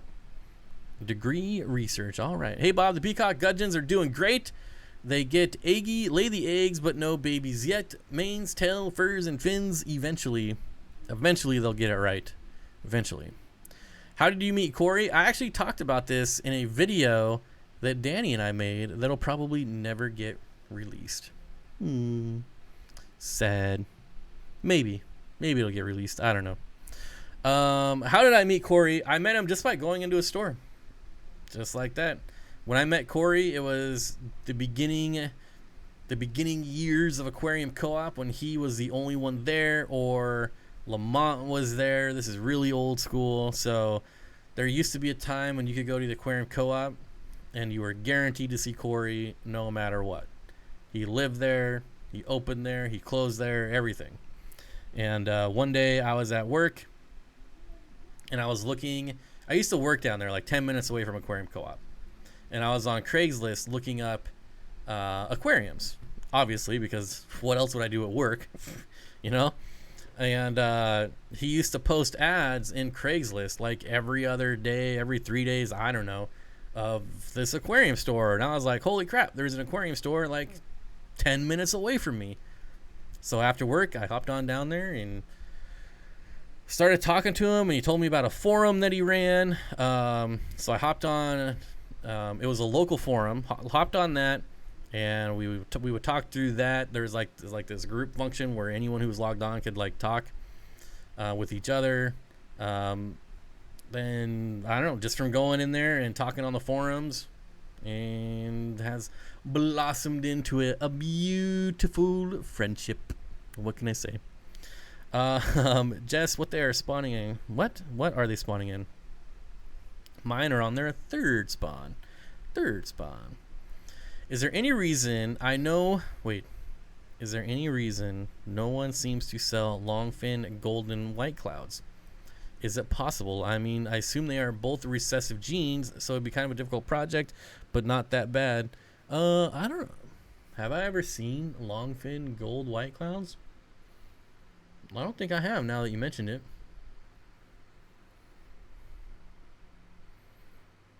Joel, yeah. I wonder if that's even a website still. Let me look.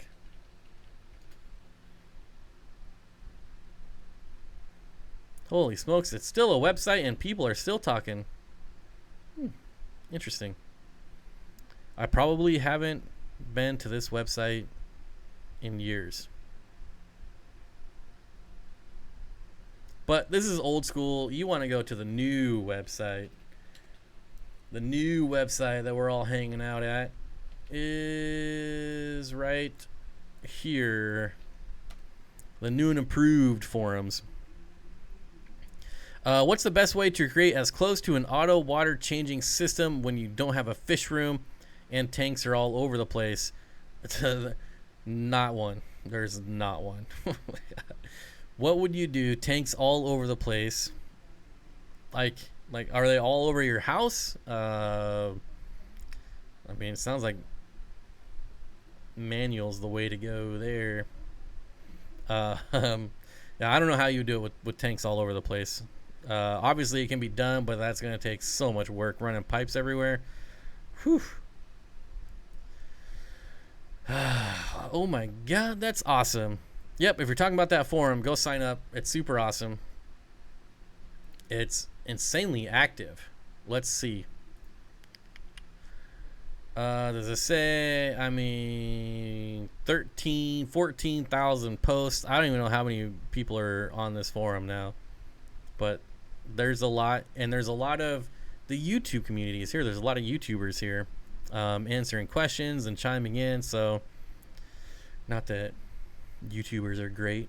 We're all jerks, but we're here. All right. How many gallons for Celebes rainbows group size? Well, so they're a schooling fish, so you don't want to do less than 6, right? And I would probably do 20 long or 20 tall. I probably wouldn't keep them in a 10-gallon. You could. You definitely could. But I think you're going to have a lot happier fish in just upgrading to a 20-gallon. Rico Stan says, lots of friendly people on the forum. I've learned a ton from it over the past couple months. Yep. Pretty awesome place. There's no like negativity. All that stuff gets put out really quick. It's a good place to go for not being judged, not being like looked down on. Like, you put an air pump in water. What are you, stupid? You know, that only happens on my stream, not on the forum. My parents were determined to make our childhood rough. My sister's name is Pepper. My brother is Sage. Whoa. Pepper, sage, and ginger. All right. They really like spices, I think is what you're trying to say.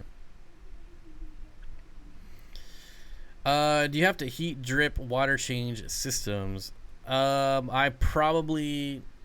It depends on like how much water you're auto changing. If you're doing like 10% a week, I wouldn't bother heating it. You know, if you have heaters in your tank, a 10% water change is not going to do much. Not going to be much at all. Steenfott Aquatics, have you kept mono Sharir polycanthus, the leaf fish? You know, I've seen this fish at the co-op many times, and I'm like, that's a really cool fish. I should get it.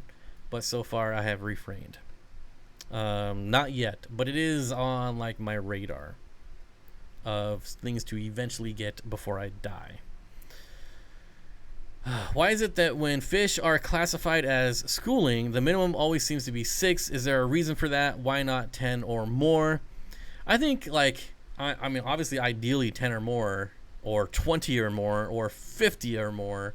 I think realistically, 6 is just a realistic number.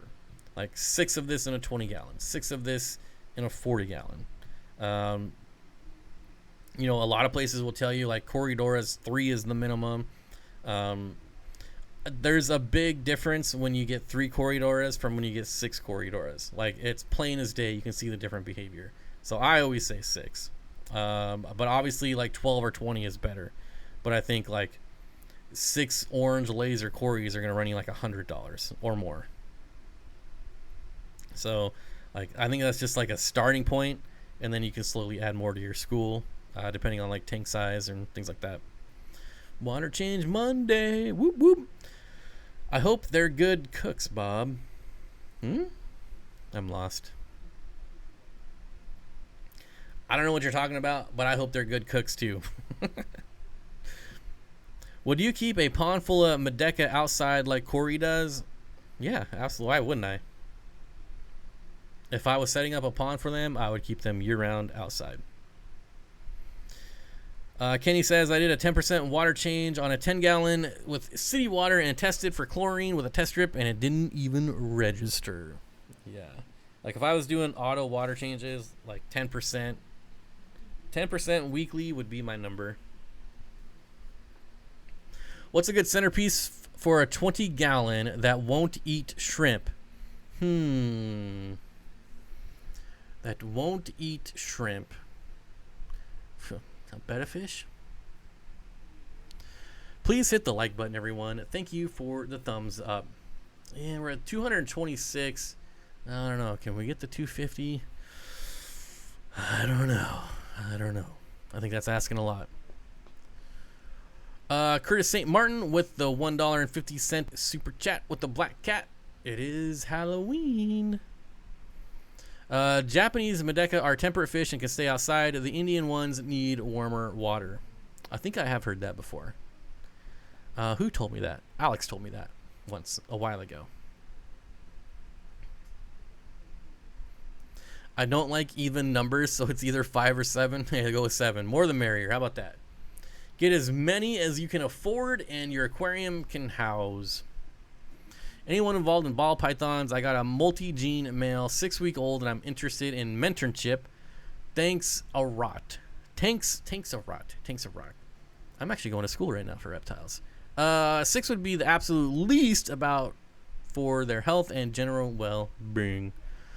Is it okay to keep spotted gar with 2 walking catfish in a 200-gallon pond? You are out of my realm, my friend. Way out of my realm. Those are fish that I've never kept and have never researched. So, I cannot help you, my friend. I'm sorry. Ever kept glass fish like the humpheads and whatnot? I have kept glass catfish, but not like the humpheads. And in my opinion, I'd probably never own them. Because I know, like, the farms keep them in, like, insanely high salted waters. And then they come over to, like, wholesalers and they salt the crap out of them. And then they go to, like, our aquariums where we don't salt and they all die eventually. Not all the time, but in my experience, that's been the case. I have kept multiple ball pythons. I mean, I don't know, they're very easy to keep. I don't like when people keep them in tubs though. But that's, you know, that's a whole different argument for a whole different channel. Do you ever go fishing? I used to go fishing a lot, but not so much now. Washington State is pretty overfished, and I don't need to fish, so I don't contribute to that. When I was a kid, you could literally go to like any lake or any slough and catch like cutthroat trout, rainbow trout, and now it's just garbage. You're lucky if you catch something, and if you do, it's like a farm-bred fish that tastes like crap anyways, because all they do is just feed it crappy pellet food, and then they toss them in the lakes, and yeah, they don't even taste good. So I do have a fishing pole for like when I go hiking and go up in the mountains and get some really good brook trout. Whew. But that's completely different. Like, I just can't run up into the mountains and go on a 5-hour hike and stay overnight and catch a fish like every single day. Susan says, everyone have a good night. Thank you for stopping by, Susan, and thank you for the $4 super chat. I certainly appreciate it. Advice on introducing fully grown angels to each other. I'm bringing in a rehome, confirmed male, to live with my unsexed angel and want to make sure they get along. Tank is moderately planted, 50 hex.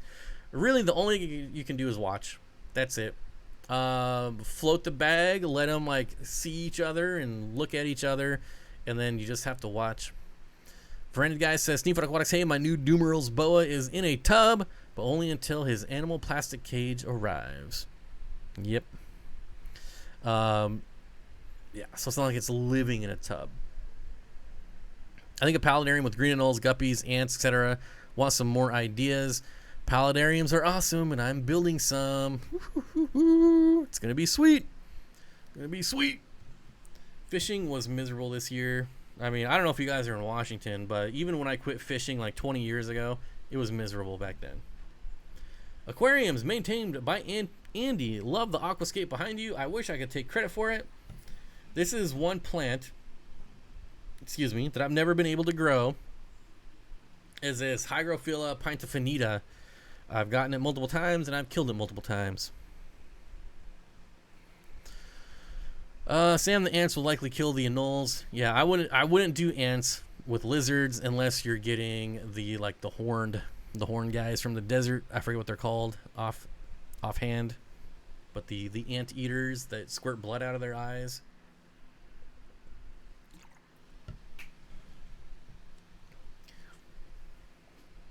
Would pencilfish be considered intermediate? I would put pencilfish as beginners. Like, so as far as like, what's the difference between beginner or intermediate? I feel like I would, if someone's just getting into the hobby, I would have no problem handing over some pencilfish to a beginner. I think they'll do just fine. They're hardy. They're just not popular, but that doesn't mean that they're hard to keep or hard to care for. It's just they're not as popular. But they're still easy, durable, hardy fish. So yeah, I definitely would. Horny toads, that's it. Horny toads. That is actually a name. So, yep, the horny toads. I used to have some when I was a kid, and that was a long, long time ago. Random guy with the $1 super chat. Thank you.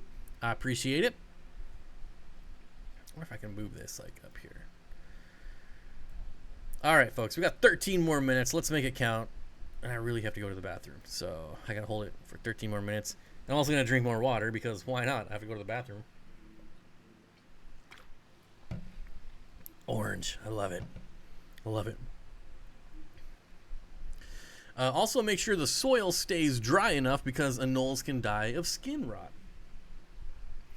D23 Perry, the 4th member of the night. We are so close. I've been getting 5 or more members every live stream for like a month and a half. Whew, we're close. That's the 4th one. I thought of ants because I've been watching Ants Canada. Why do people watch this channel? It is amazing. That's why. But it's like Ants Canada. Everybody watches Ants Canada. That guy, like, that channel is super awesome. I mean, if you guys haven't watched Ants Canada, go check it out. The dude's not even from Canada. I don't even know why it's called Ants Canada, but it's, I mean, the dude is like super funny. If you've ever gone to like any of his other YouTube channels, the dude is hilarious. He makes like, what am I trying to say? He makes like parody songs. That's it, parody songs. The dude's hilarious. Danny Does Life says, I hate cinder blocks. Oh, man. I already forgot that I'm supposed to come up to your house after the stream, so I definitely can't go long. My boss watched Ants Canada. It's super entertaining. It is super. Like, I wish I could make fish videos like he makes ant videos. Like, his videos, they're better than, like, Discovery Channel videos, and they're about ants. It's crazy. Years ago when I started watching, he lived in Canada. Oh, so he used to live in Canada. All right. All right. My girlfriend hates that channel. I've never heard of anyone who says they hate that channel. They must hate ants. I don't know. Horny toads, horned lizards. Super awesome.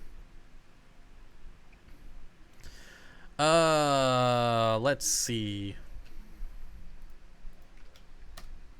Oops, that didn't work. All right, we're looking at a featherfin here, the Omptalumbalumbalapia boops for $15. If it's a fish you wanted, I would not hesitate to buy them. It's a Lake Tanganyika fish are expensive either way, so $15 not that bad of a price, honestly. It kind of depends on what size they are, but I'd say that's pretty decent. She's a different type of person. She's from outer space. Discovery has actually gone and filmed his ants in the past. Can you imagine being on that level? Like, Discovery Channel is coming to my fish room. Woohoo! Never gonna happen. Never gonna happen. I hate ants and still love Ants Canada. I mean, it makes me want to get an ant farm. Like, every time I watch this channel, I go over to Amazon and I look at those stupid green ant farms that a lot of us probably had as a kid. I had one, and my brother knocked it. You know, come to think of it, my brother killed a lot of my animals when I was a kid. He killed my iguana. He knocked over my ant farm. What a jerk. He's killed a lot of my animals. She also refuses to watch Star Wars and Top Gun. Time to kick her to the curb, dude. Seriously. She's definitely from out of this. I don't know. I'll be nice. I'm just kidding anyways. Who lives in Canada? Ants Canada. Nobody. $15 isn't bad for that fish. Once you get really addicted, that's awesome pricing. Yeah. Feather fins are generally pretty expensive, which I don't understand because they're not very popular. I understand they're more difficult than breed than some Lake Tanganyikans. They take forever to grow out and color up, but like it's got to be a fish like you really want because they are on the expensive side. Your brother is not well, man. Can't come to my house. I have way too animals for him to come to my house now. I refuse to watch I don't watch any of the new Star Wars. I only watch the original, the good ones, not the crap that Disney puts out. And I don't even know if I'll watch the new Top Gun. I don't know. She also hates The Simpsons. Well, to be fair, The Simpsons does kind of suck now. Like, it's not 1992 anymore. They're pretty awful. The Simpsons are way past their prime. And, it's been on the air for like 40 years, so you can't really expect much at this point. Trish says, good night, everyone. 4 a.m. comes early. Thanks, Bob. Thank you, too, Trish. I appreciate you stopping by. 4 a.m. Whew, I remember those days. Kenny Schindler, you're not making a good case for your girlfriend. Nope. Rogue One is worth watching. Is that the one where they all die at the end anyways? Like, I would watch that one. I don't know which one it is. I don't know enough about Star Wars. But I know one of them, everyone dies at the end. So, yeah. I think I watched that one because everyone died at the end. Is that Rogue One? I don't know. I'm about due to watch the original Star Wars, though, because it's been probably about 2 years. Is $65 a good deal for an extra, extra large proven pair of albino bristlenose? I feel that it's more on the higher end side, but it's really up to you. Like, I know people that would pay that much for them. I wouldn't, but I do know people that would. So really, it's up to you. Yes, that's the one where everyone dies. Okay, yeah, then that's the only one I've seen. I remember it because everyone dies. Spoiler alert. If you haven't seen it by now, then you don't want to see it, so whatever. Maybe I could use my dragon puffer for the paludarium idea instead of guppies. Just trying to find a new spot for him. Mandalorian is worth it at the Star Wars. Mandalorian is worth it at the moment. But then I got to sign up for some streaming service, right? I'm not going to do that. You could do dragon puffers and guppies. And just give a lot of hiding places for the guppies, and then you can have like live food for your dragon puffer. We are avid Star Wars fans. Rogue One is the best. I remember why I watched that, because someone who's pretty well known in the fish community is family friends with the old guy that was in the old blind Jedi guy, and that's why I watched it. I won't say who, but yeah, that's why I watched it. I remember now.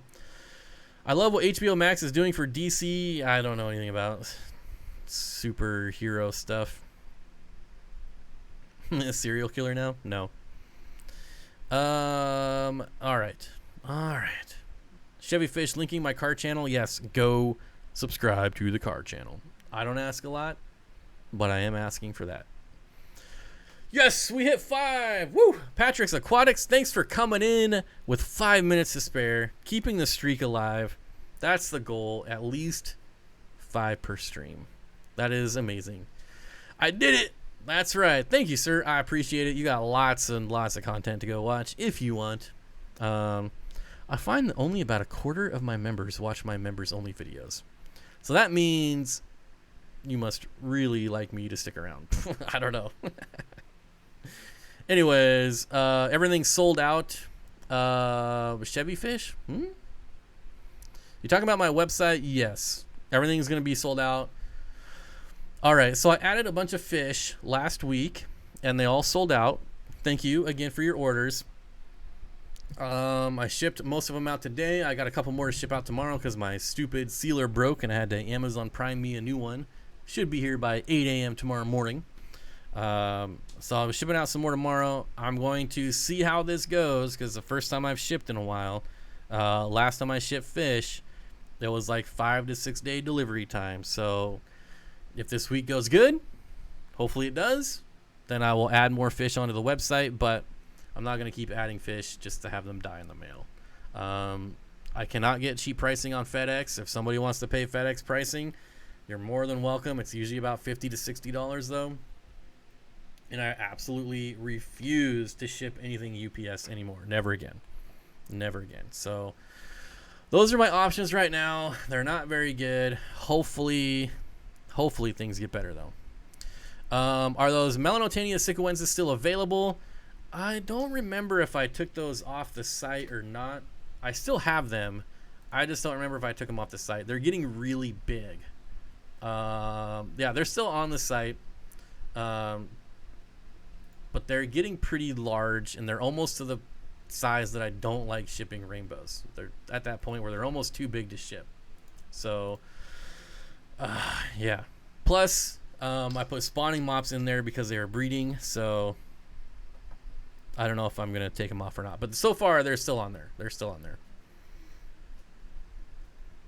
I need to trim my notifications and not lose some of the scroll. Mickum says, just sub to the cart channel. Will be fun. It will be. I'm going to start dedicating more time to that channel as well. And then I'm also starting another channel. Rebranding another channel. And then I'll announce that when it's ready. Thanks again and again and again for your super chats at Curtis St. Martin with, another $1.50. Yeah, thank you, sir. I appreciate it. Doesn't Dan's Fish do FedEx courier to counter? So Dan's Fish ships like 200 packages a week. I cannot. So the more you ship, the cheaper it is for you to ship. When you only ship like 10 to 15 packages a week, you don't get discounts anywhere. I've tried. And even with like the crowd funded like group sites where like 1,000 people sign up, and so you really only one account, but it's really 1,000 people, it's still not as cheap. So yeah, 24 hours at $29. Been a couple of weeks since ordering, so not certain. Sorry. I mean, $29 for overnight delivery is insanely cheap. I don't even know how you do that. Like, I don't know how he gets that price, but he does ship way more packages than me, which qualifies you for a bigger discount.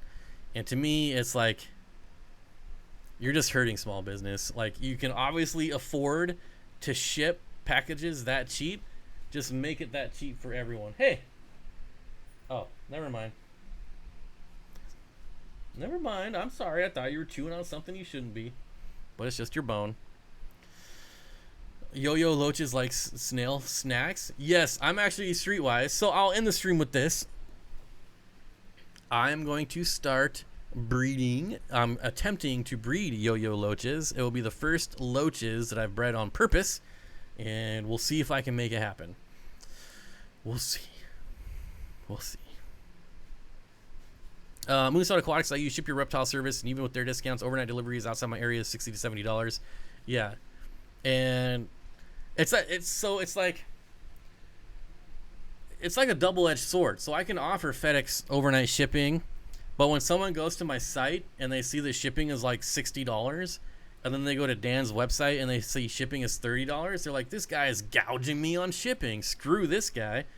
And it's like, I'm not gouging you on shipping. That's literally what I pay. So, but the consumers don't see that. They just see someone gouging on shipping prices, which I hate. I hate people that charge extra for shipping. Last year, I think I ended up making $1 on shipping versus all my shipping charges and how much I actually paid on shipping. I think it was like $1. Candy might remember. I showed Candy and be like, look, I got it. It was almost perfect. But the consumer doesn't know that. Like I said, they just think I'm trying to steal money from shipping. But anyways, I don't know. It's hard. Shipping fish is not easy. Otherwise, everyone would be doing it. Let's be real. So, yeah, that's where we will end it tonight, I guess. All right, let's thank you, Chris, Gilbert, Diane, and Trevor, and then D23 and Patrick for becoming members. I appreciate it. One of those was a remember, but we got 5 new ones. So that's pretty cool. It was $1. What? Oh yeah, it was $1. Yeah, I was pretty excited about that. And I want to thank Fish Tank Barn, Carol, Bob Kaler, Fish Tank Barn, Garen, Kevin, Bob Kaler again, Susan, Curtis St. Martin, Priscilla, Moonstone Aquatics, Aquariums maintained by Andy, Branded Guy, Patrick's, Curtis St. Martin. Thank you all for the super chat. And of course, thank you all the new subscribers we got in this super chat. How many did we get? 12. All right. I appreciate it. Thanks everyone for showing up. Thanks to you, all my subscribers, my lurkers, and my mods. I appreciate it. We'll be here again next Monday. And of course, to the new members, look forward to the members only video coming out on Thursday. It's a dog video. Dogs. Everyone loves dogs, I hope. Anyways, I gotta go up to Danny's. Pipex coming in with $1 to end it. That'll end it. Yeah. Anyways, I gotta go to the bathroom. So I'll see you guys next week.